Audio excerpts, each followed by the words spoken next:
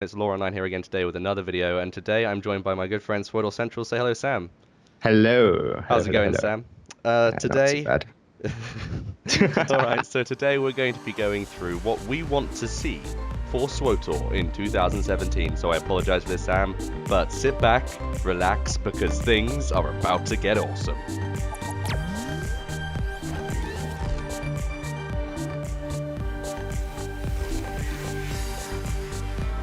Cue bass drop and so forth, editing everywhere, all that cool stuff. So, Sam, hello, welcome to the LorOnline channel. Hello. Today we're going to be going through what we want to see for SWTOR in 2017. I thought I'd start stuff off, with the simple stuff, like content. To start off with, PVE stuff mainly. Is that all right for you? Is that all cool? Of course it is. I mean, like, it's normally an important aspect of an MMO, so. It is a very important aspect. So I'm going to start off today, throw us right in the deep end with PVE content, including raids, ops, uprisings, and the Flashpoints, all that cool stuff that SWTOR is very well known for. And I want to hear your opinion here on the current state of ops this expansion. What do you think SWTOR is? How is it in terms of ops at the moment? Dun, dun, dun, dun, For this dun. expansion, right? For Yes, for this 5.0? expansion. Well, I mean, like, it's a pretty big, fast era for this expansion. I mean, like, come on, there wasn't anything new. No. Um, but I mean, like, just a state of operations Yeah. altogether in this Yeah. expansion. Just in It's general. feeling very recycled. It is. You know, I felt the same way last year too, Mm-hmm. even a little bit before that. But Yeah, it feels boring, it does. dense, recycled. It's pretty much no other thing to say about it because it's been like this for so long. I know. Just nothing new, nothing fresh. So, I'm going to throw you a quick fact here. Do you know it's been 2 years since they've brought on Ops? has it actually been 2 years? Yep, Shadow of Revan was their very last one, 2 years ago. There we go. And they made that promise that Yep. they never kept. And WoW, as well, to give you a quick comparison here, has had 6 operations, or raids, to contrast it with other MMOs. So that is a bit of a sort of hit and miss there with Opses in Star Wars: The Old Republic. They've been pretty shocking at the moment, and Just a which, bit.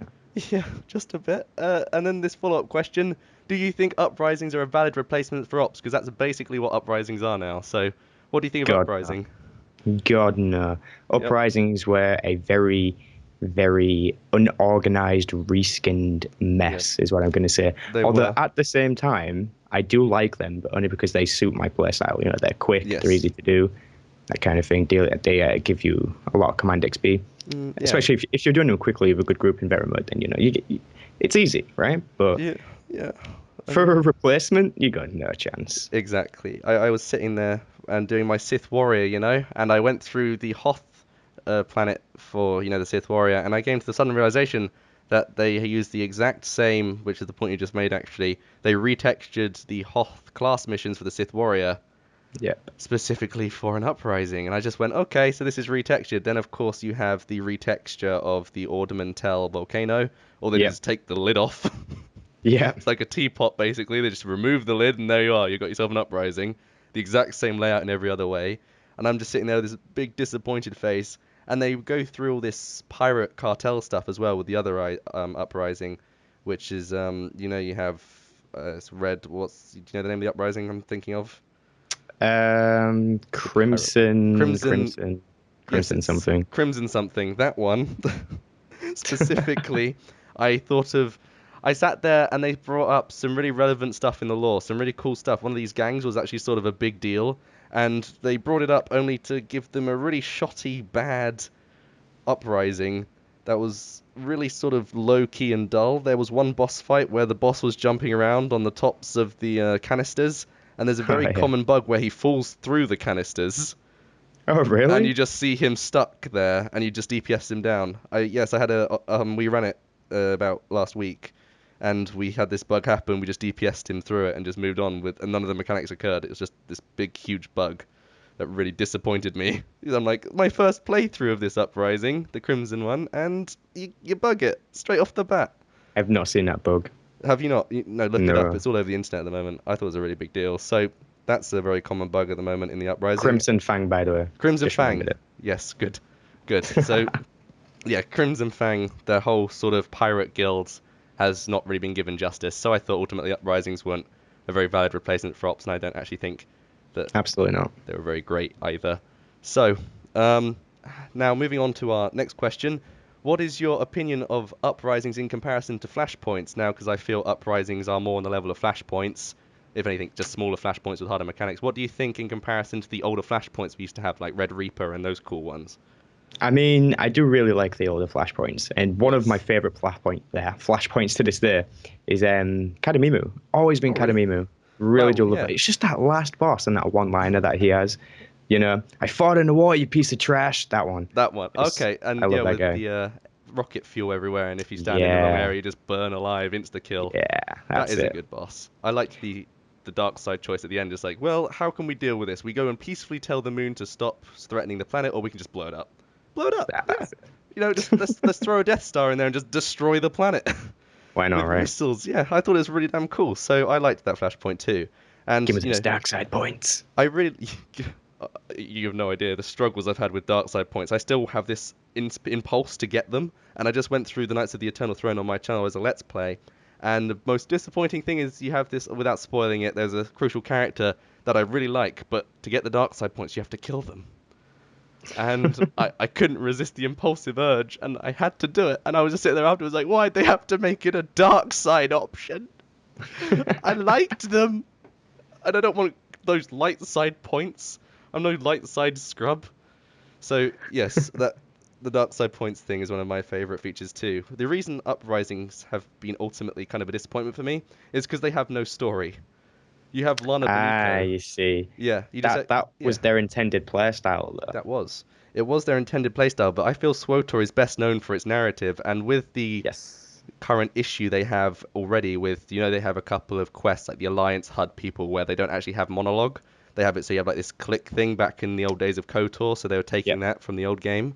I feel that that feature, if anything, is a huge problem because it's just like they have a reason now, an excuse to be lazy, and they can just not have the characters talk, and that drives me a little bit insane, especially with Uprising. You just get like a quick phone call from Lana Beniko going, "Hey, we got some bag pirates here. Do you mind going and killing them all, please?" And then you just go, "Okay." No Spot on Lana context. impression. Oh, that's an on-point Lana impression, if you ask me. But yes. Now, for the final sort of coverage of Uprising content in general, how do you think they can be improved? Hmm. They need to be more difficult. Now, I know they haven't released Master Mode just yet, but even in Veteran Mode, you would expect some challenge, Yes. and it's just not there. So for me, they are way too easy, and with them being more difficult, that would definitely be a good way to Okay. improve them, as well as maybe making them just a tad bit longer. Yeah, that would I be. mean, Yeah, yeah. I don't mind the quick play style because Neither do honestly, I. that is what suits me, but they are a little bit too short, I They are. think. I completely agree. I've had struggles with it as well. I sit there and I've finished it in 5, 10 minutes, and I'm like, Yeah.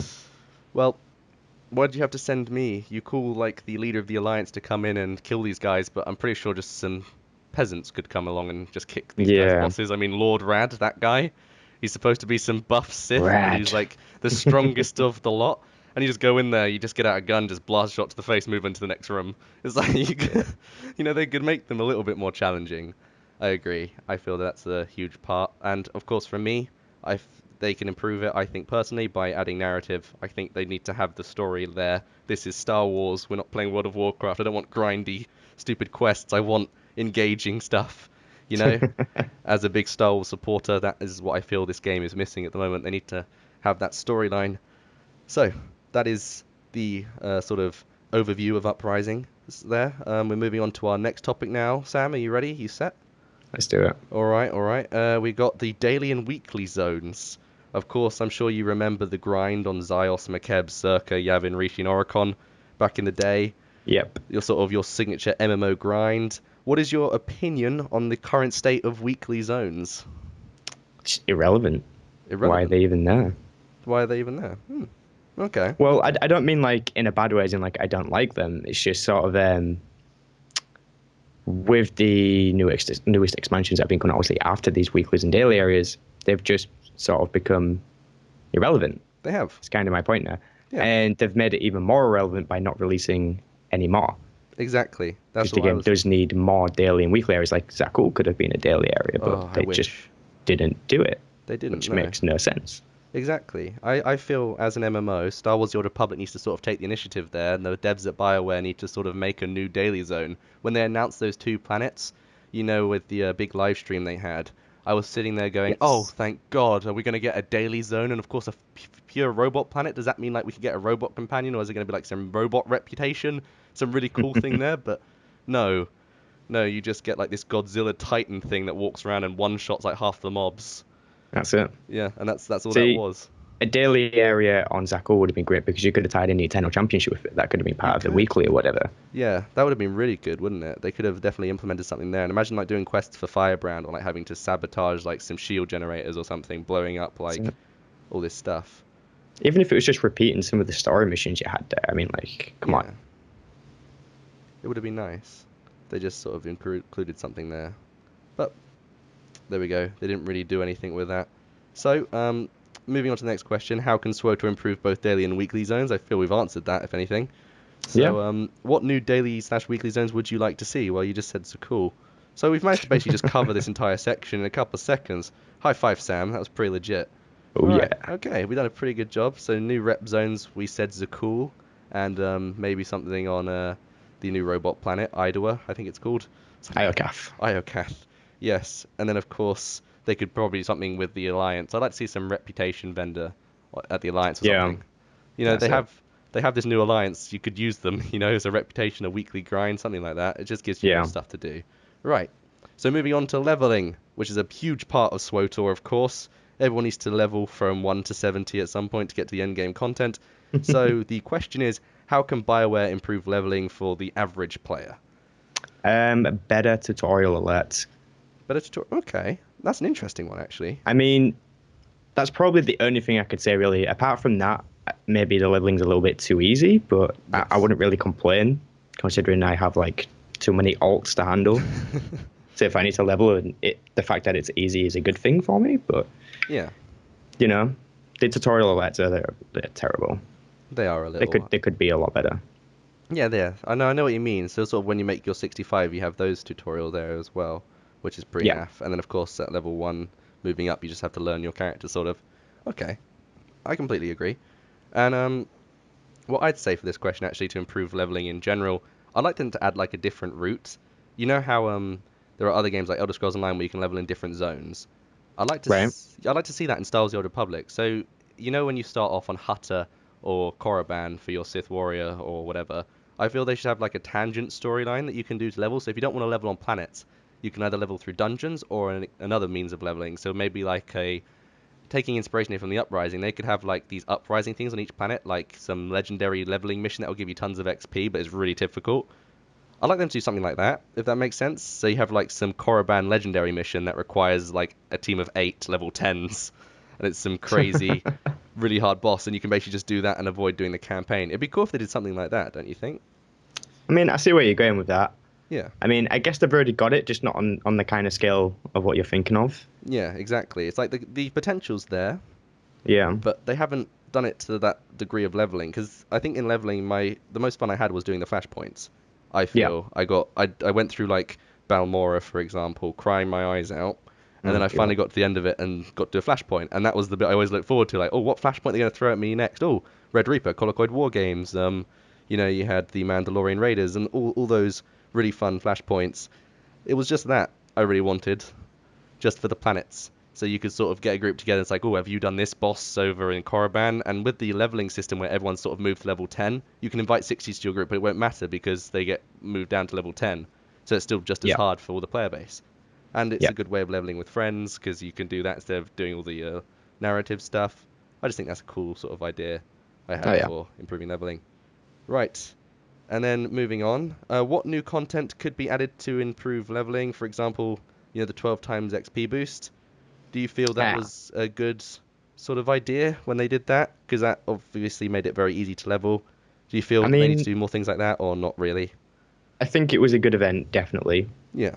I think doing something like that maybe once a year, probably before a new expansion is about to release, is a good time to do it. And just for story missions, I think that's something they should probably do again.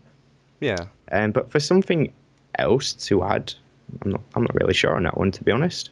Don't really know. I was trying to come up with some ideas for how they could improve the leveling experience, like in terms of mechanics, so they could sort of throw in some Okay. 12 times XP boost. But what I wanted them to do was sort of maybe have it so if you level with a friend, you get, of course, more XP. But I was having it maybe you could have it so if your friend was a tank and you were a healer, you'd get even more XP that way. So it encourages more people to make tanks and healers because they'll level faster. Well, And how about encouraging them to how keep. like Guild Wars does stuff, and Yes. you don't Yes. have to be grouped to complete an event, Exactly. Yeah. Yeah. You're so to following. speak. You're doing like an heroic or something, and somebody else is in the same area doing the same heroic, and all the objectives are just sort of stacking for each other, even though you're not in a group. For now, it'd be cool. Yeah. Yeah. No, that would be cool as well. Actually, that sort of thing. Yeah. So they could go out of their way to sort of maybe implement a mechanical based way of leveling to improve the experience, which is basically it for leveling. I think that's a really important topic as well because a lot of my friends have been saying lately that it's very tedious to level in Star Wars now because we know the story so well. Even with the Fallen Empire, once you've done it on 8 characters, it's not as impacting. Seeing Senya 8 times, doing all that Which is stuff true. with Arkan. It's just the Fallen Empire doesn't really change either for each character because the way they've done it is unfortunately I feel this was like a terrible thing they did by the way with the Fallen Empire. They had it so all of the campaigns merged into one Yeah. and you had like Darth Nox from the Inquisitor, you had the Emperor's Hand all representing one character, so it's really limited them now into what they can do with the storylines, which is I think terrible, especially with like the whole Cypher 9 thing because I of course play an agent and I love the Cypher 9 campaign and Yeah. being part of the Imperial intelligence. They've not only destroyed the Imperial intelligence, so I'd like to see how the agents reacted to that and how big of a deal that is. Yeah. And unfortunately, what they've done is they've just slotted us in with everyone else. So we're now just some guy who's there to be part of Arkan's campaign. I don't like that too much. I'd like it where they had a different Fallen Empire campaign for every class. I know it's a lot more work, but it would have been much better, I feel personally, for leveling. Like Right. even if the way they just introduced the character into the new Yes. storyline would have been better. That. So it's not everyone's the same person. It's like they're all Yeah. different. Yeah, exactly. So, moving on from leveling. Now we have crafting, which is probably SWTOR's, I think, Achilles heel. Of course, the crafting in Star Wars: The Old Republic is probably the most dull crafting in any MMO. You just Yeah. send your companions out, and they come back. It's That's like it. a Facebook game. And then you have games like Elder Scrolls Online where it's like you got to get your set bonus, so you have to do certain things, find certain minerals on certain planets. And this game is Yep. just bye Ensign, bye Vetty, bye. Everyone have fun. Come back later with nice things, please. It's just What makes it more disappointing is the fact that this is a Star Wars game and the exactly. crafting is lame. It is. It's just you'd think building a lightsaber would be awesome, you know, getting all the parts necessary, but your companion just goes out and finds a crystal.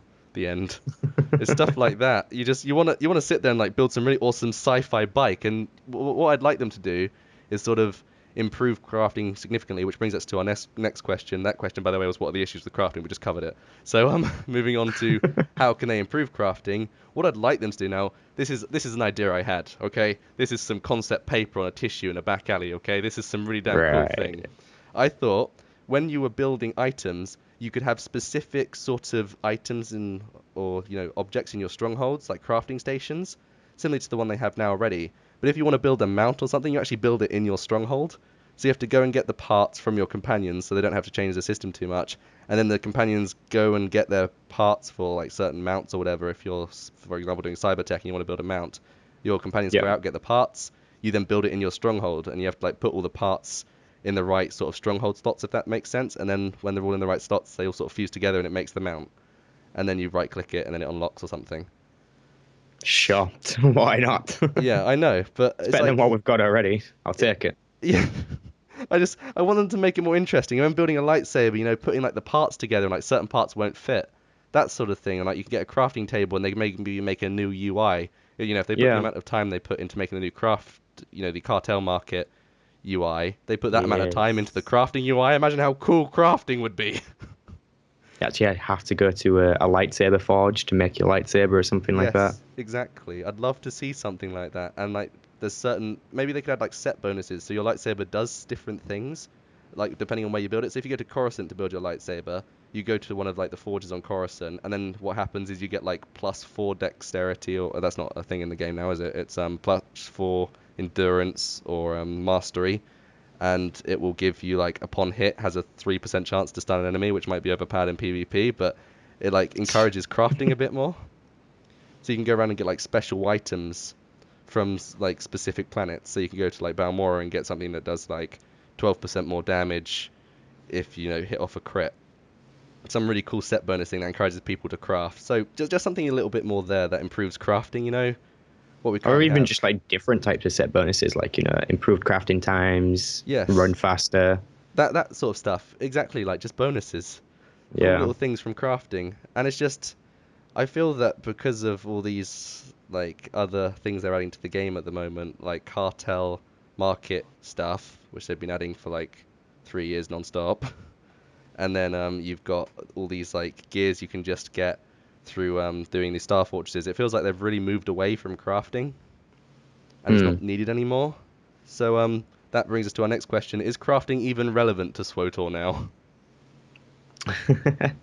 Well, with 5.0, they definitely made a form of comeback for crafting, because obviously now we get end game schematics from command crates as well as from drops on ops bosses. So it is relevant, but only really to the end game. Yeah. During leveling, nope, you don't even need to do it. No point even picking it up. Precisely. And of course, you get full crew skill now when you create a new character at 65. It gives you full 550 on everything, and it's like characters I have formerly that were level 60 and I didn't bother to do crew skills with are now less valuable than a character that can just be made and purchased from the cartel market. And it's like, but I put effort into that character. I put no effort into this one, and it's worth more. It's like really disappointing that the game's sort of taken that route and completely removed crafting rather than tried to fix it. I would have liked if they just sat there and tried to improve crafting rather than say, well, that was a bad idea. Just scoot it in the corner over there and we'll pretend it wasn't a thing. I mean, even with the new mats you have now, when you go to, say, obtain these mats from command crates, which is a whole different issue we'll get to later, when you, of course, actually get the schematics, they're not actually as good as the items or the armor sets you can just get out of command crates firsthand. So you get these really nice schematics, but you don't actually need to build them to have the best gear in the game. Unlike other MMOs, like in ESO, you have to craft the best gear in the game. You can't just get it drops. Whilst in SWTOR, drops are better than crafting, which is why crafting overall isn't really required in that sense either, because if you want the best gear, you just go run some operations for a while. Not to mention their operations we already run probably like 3,000 times. Yep. Over and over and over again. But yes, there we go. Crafting. Terrible. It is terrible. To the next, I think this is going to be one of my favourite topics here, because I know you're a big fan of these, but events.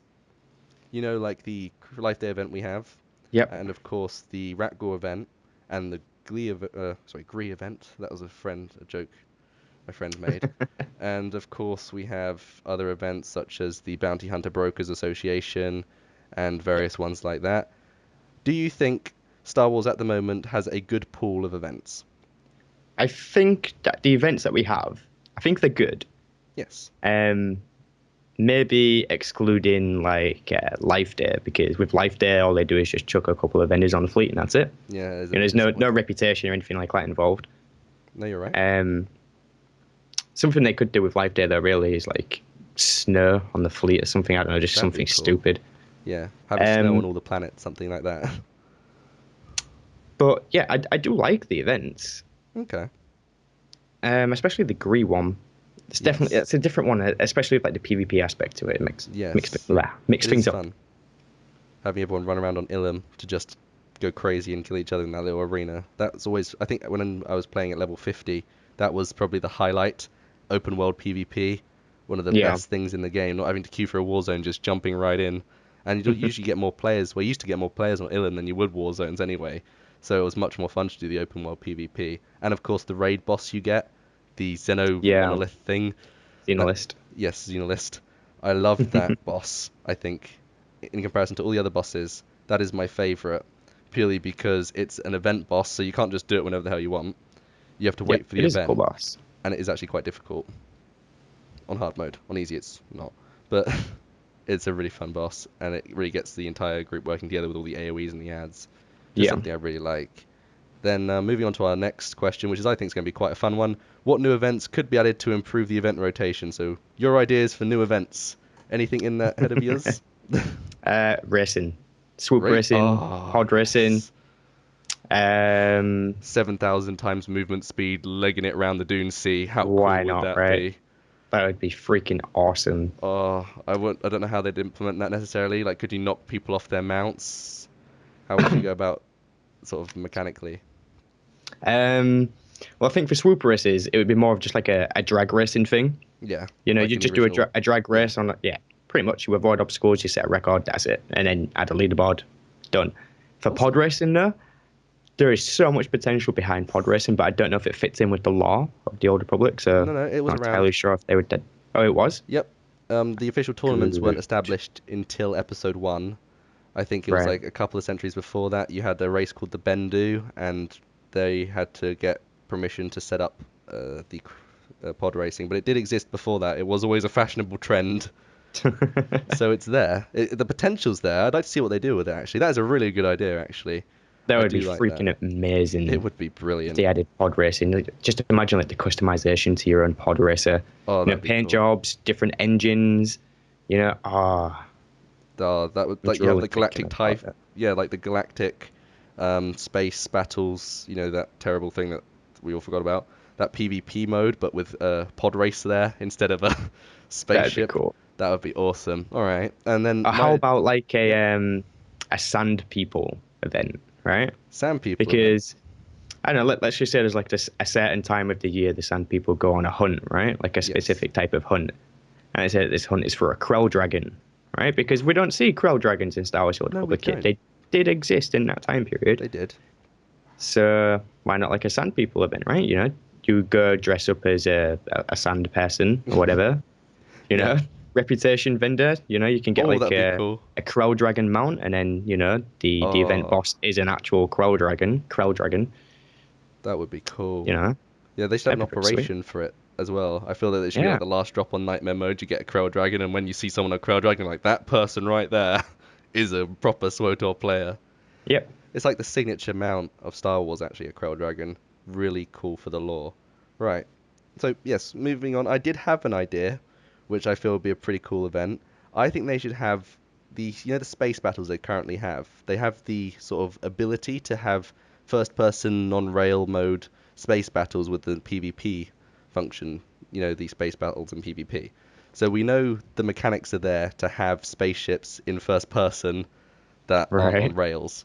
Yeah. I'd like them to sort of fuse that with guild ships, and then you can have like guild ship battles, that Yeah. sort of thing. But you can have all your like guild members, because I know you and the SWTOR family could have all your people in their custom ships that they've all made, all fly out and then go and attack another guild ship, and then have something similar to Battlefront 2 in the sense you can destroy parts of it. Yeah. We know that exists in the game because they've done it with PvP. I'd like them to do that sort of thing, and then maybe have it as an event at the end of every week or something.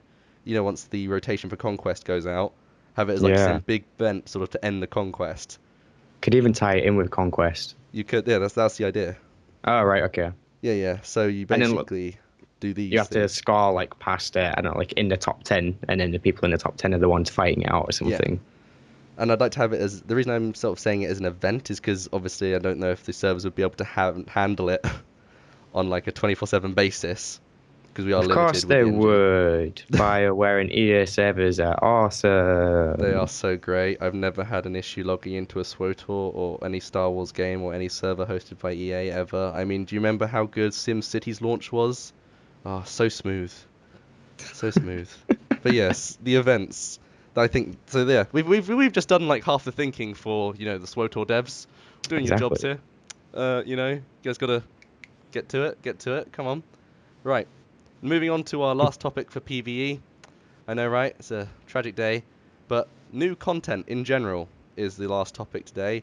So I think due to the lack of operations, I feel this is something we should definitely cover.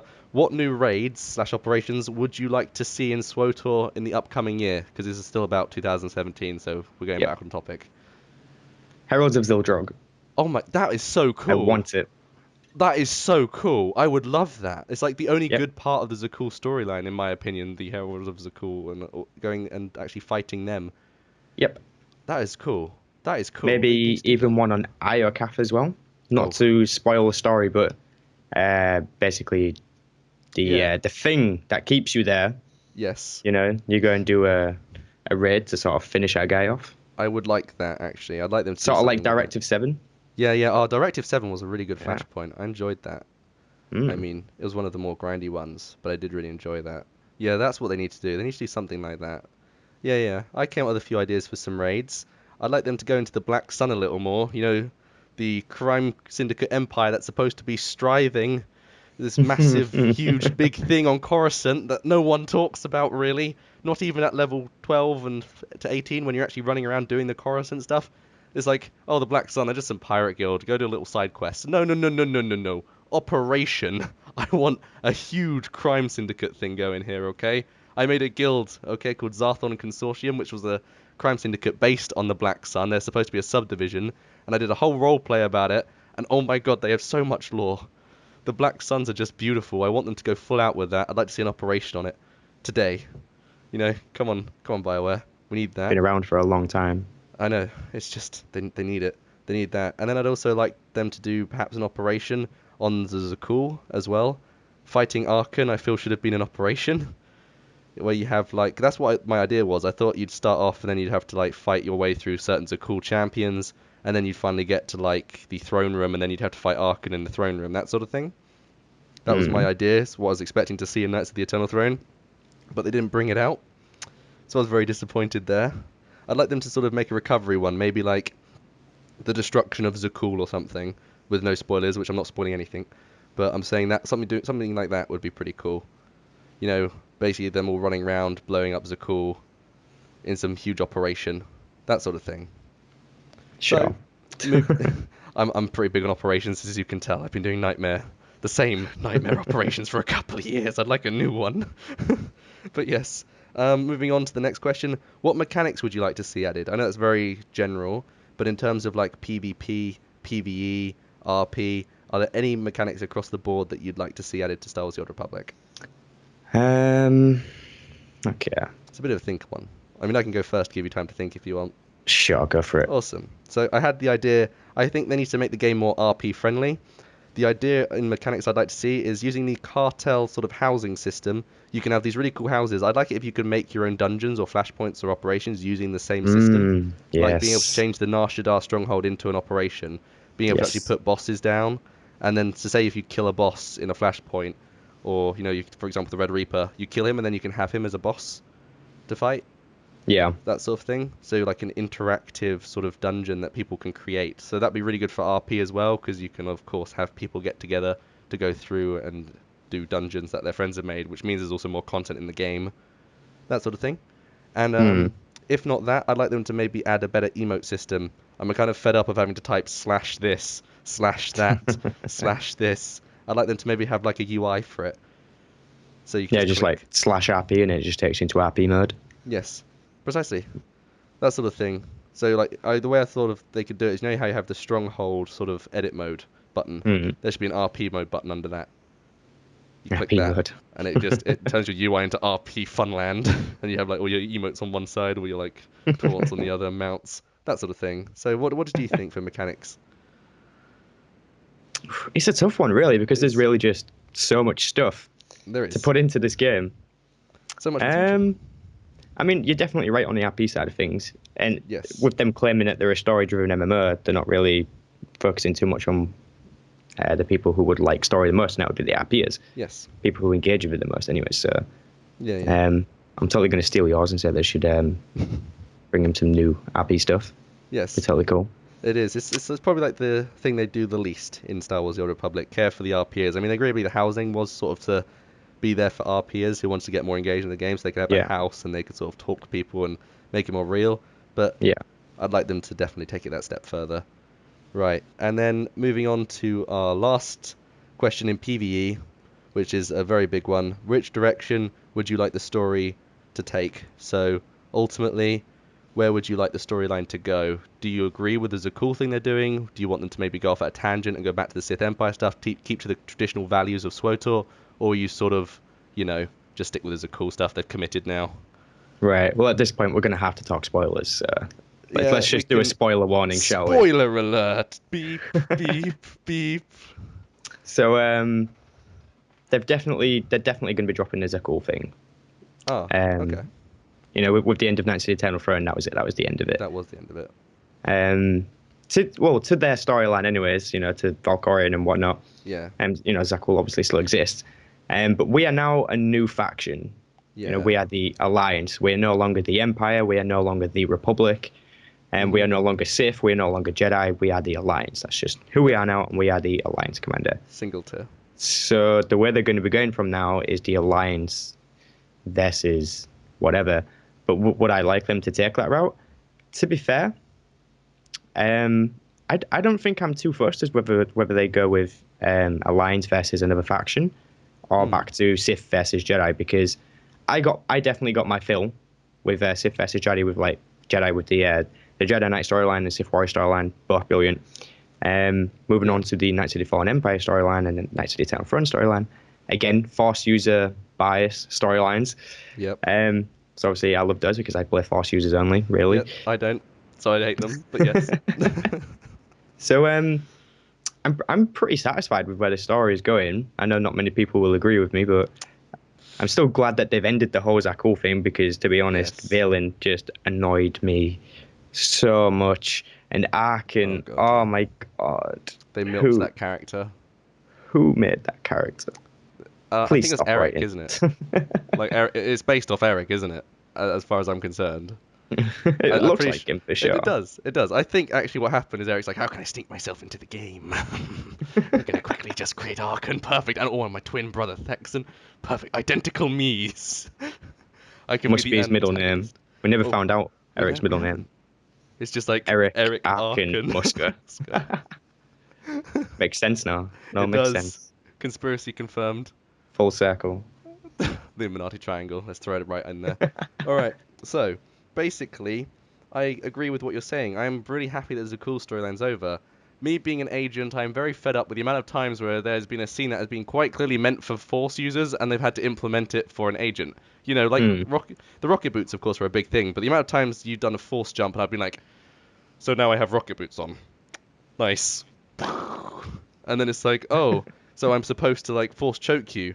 It's a good thing I can get a knife out now and hold it to your neck. That sort of thing. It's like, you can tell this scene was quite clearly meant for Force choking based on the dialogue. Because if I'm holding a knife to your throat, you're not going to be going, ah, ah. You're not going to be sitting there, panicking. And I've got very fed up with the amount of times I've gone through the story, with the face to the desk, because I listened to someone getting Force choke when it's actually just a knife. Or, me jumping, 5,000 feet when it should have been a Force jump. That sort of thing. And of course, there's been a lot of scenes where I get my gun out, and then I'm meant to deflect something, and instead of deflect it, I just barrel roll. It's like, you said, that was clearly meant to be a deflect. So I'm very kind of fed up with them focusing the story so much around lightsabers and the Force, especially as I'm an Imperial agent. When originally, the level 1 to 50 experience was actually made for an Imperial agent. So of course you had cover, and you had a lot of areas and zones that were meant for guns and knives. But in terms of direction, I don't agree that we should take this direction either. I kind of like the idea of there's a cool sort of diminishing now, and then of course being left with the Alliance. Not sure I like the Alliance too much though. I'm a bit of a Sith supporter. Yeah. I liked having the Empire and having this stable government, a Dark Council. I would rather be sort of just a member rather than the leader. It's a lot of pressure on the character. With the way that the Sith Inquisitor storyline ended, yes. I mean, I was really satisfied by sitting on that chair and just being like, so when do I meet the Emperor, guys? Yeah, exactly. Where is he? That must have been disappointing for every Inquisitor player going, okay, so where's my boss? Oh, he's died and you're now leader. Oh. It's a bit of a shock. And I'm like, I'm just some cipher dude. I haven't actually done much. The idea of me being in charge of an army is kind of ludicrous. I can understand. I mean, for most of the Forged Alliance campaign, basically Lana was always looking down to me because I was an Imperial agent, so she'd always insult me and stuff. And then suddenly she's like, hello, leader. And I'm like, you've changed? Where was What's brought this on? You were beating me quite regularly a couple of seconds ago. What happened? Are you into me now? I'm sorry, I'm with Ensign, my wife, who still hasn't shown up in the game or even been referenced. Do you know about that? The Imperial Agent's companion? You get married to them, okay, at level 50 when you've done the whole crew sort of quest thing. And you get married to them. And then your character just doesn't give a shit. That's okay? it. For vulgar language has to be said here. Because the wife shows up and... well, not the wife, sorry. Lana Bonica shows up, and then it's like, hey, and then you're like, hey, option to romance. I'm like, no, I've got a wife. And then it's like, option to romance. Of course, I'm not going to romance you, Lana. I have a wife. And then it just goes on. And then my character never says, does anyone know where my wife is? It's just the whole storyline. All this stuff happens with the Zakul, then the Eternal Throne is like, no one knows where Ensign Temple is. She's dead. No one cares. And I'm sitting there like, I chose the wrong character to romance. I mean, I think everybody lost their the people that they married. Like I lost Czerka, and I married her for obvious reasons. Yeah, of course, Jace is the bae for the Sith warrior. Well, you got Veti. Nah. Those Lakudo. Oh my god. Okay, so there we are. Yeah, the direction of the story, not so sure about that. But there we go.